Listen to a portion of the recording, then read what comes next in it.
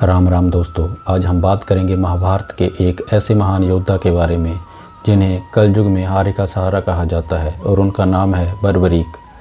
बर्बरीक भीम के बेटे घटोत्कच और अहिलावती, जो कि एक नागकन्या थी, उनके सबसे बड़े पुत्र थे।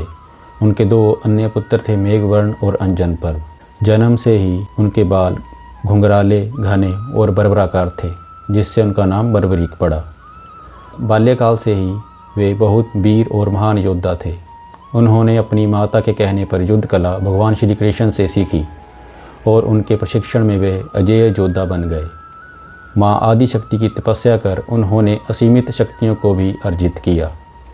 तत्पश्चात अपने गुरु श्री कृष्ण की आज्ञा से उन्होंने कई वर्षों तक महादेव की घोर तपस्या करके उन्हें प्रसन्न किया और भगवान शिव शंकर से 3 अभेद बाण प्राप्त किए और 3 बाणधारी का प्रसिद्ध नाम प्राप्त किया।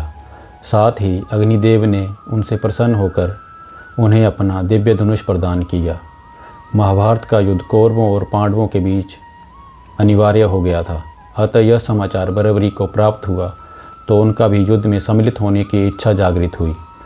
जब वे अपनी माता से आशीर्वाद प्राप्त करने पहुँचे, तब माँ को हारे हुए पक्ष का साथ देने का वचन दिया। वे अपने नीले घोड़े पर सवार होकर अपने 3 बाण और धनुष के साथ कुरुक्षेत्र की रणभूमि की ओर अग्रसर हुए। सर्वव्यापी श्री कृष्ण ने ब्राह्मण वेश धारण कर बर्बरीक से परिचित होने के लिए उन्हें रोका और यह जानकर उनकी हंसी उड़ाई कि वह मात्र 3 बाण से युद्ध में सम्मिलित होने आया है। ऐसा सुनने पर बर्बरीक ने उत्तर दिया कि मात्र 1 बाण शत्रु सेना को परास्त करने के लिए पर्याप्त है और ऐसा करने के बाद बाण वापस तरकश में ही आएगा। यदि तीनों बाणों को प्रयोग में लिया गया तो तीनों लोकों में हाहाकार मच जाएगा।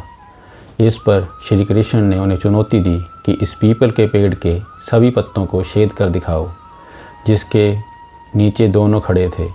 बर्बरीक ने चुनौती स्वीकार की और अपने तुनीर से एक बाण निकाला और ईश्वर को स्मरण कर बाण पेड़ के पत्तों की ओर चलाया।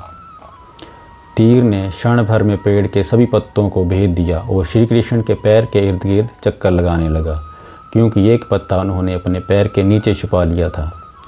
बर्बरीक ने कहा कि आप अपने पैर को हटा लीजिए, वरना यह आपके पैर को चोट पहुंचा देगा। श्री कृष्ण ने बालक बर्बरीक से पूछा कि वह युद्ध में किस ओर सम्मिलित होगा, तो बर्बरीक ने अपनी माँ को दिया हुआ वचन दोहराया कि वह युद्ध में उस ओर से भाग लेगा जिस ओर की सेना निर्बल और हार की ओर अग्रसर हो। श्री कृष्ण जानते थे कि यह युद्ध में हार तो कौरवों की निश्चित है और इस पर अगर बर्बरीक ने उनका साथ दिया तो परिणाम उनके पक्ष में ही होगा। ब्राह्मण वेश में श्री कृष्ण ने बर्बरीक से दान की अभिलाषा व्यक्त की। इस पर वीर बर्बरीक ने उन्हें वचन दिया कि अगर वो उनकी अभिलाषा पूर्ण करने में समर्थ होगा तो अवश्य करेगा। श्री कृष्ण ने उनसे शीश का दान मांगा। बालक बर्बरीक क्षण भर के लिए चकरा गया, परंतु उसने अपने वचन की दृढ़ता जताई। बालक बर्बरीक ने ब्राह्मण से अपने वास्तविक रूप से अवगत कराने की प्रार्थना की और श्री कृष्ण के बारे में सुनकर बर्बरीक ने उन्हें विराट रूप के दर्शन की अभिलाषा व्यक्त की।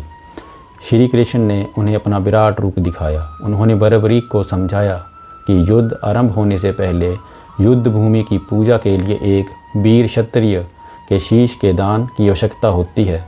उन्होंने बर्बरीक को युद्ध में सबसे वीर की उपाधि से अलंकृत किया, अतएव उनका शीश दान में मांगा। बर्बरीक ने उनसे प्रार्थना की कि वह अंत तक युद्ध देखना चाहता है।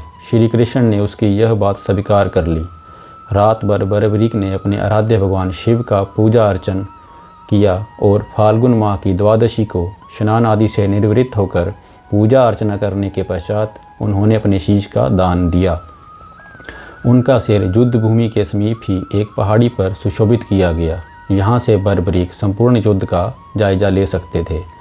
युद्ध की समाप्ति पर पांडवों में ही आपसी बहस होने लगी कि युद्ध में विजय का श्रेय किसको जाता है। इस पर श्री कृष्ण ने उन्हें सुझाव दिया कि बर्बरीक का शीश संपूर्ण युद्ध का साक्षी है, अतः उससे बेहतर निर्णायक भला कौन हो सकता है। सभी इस बात से सहमत हो गए। बर्बरीक के शीश ने उत्तर दिया कि श्री कृष्ण ही युद्ध में विजय प्राप्त कराने में सबसे महान कार्य किया है।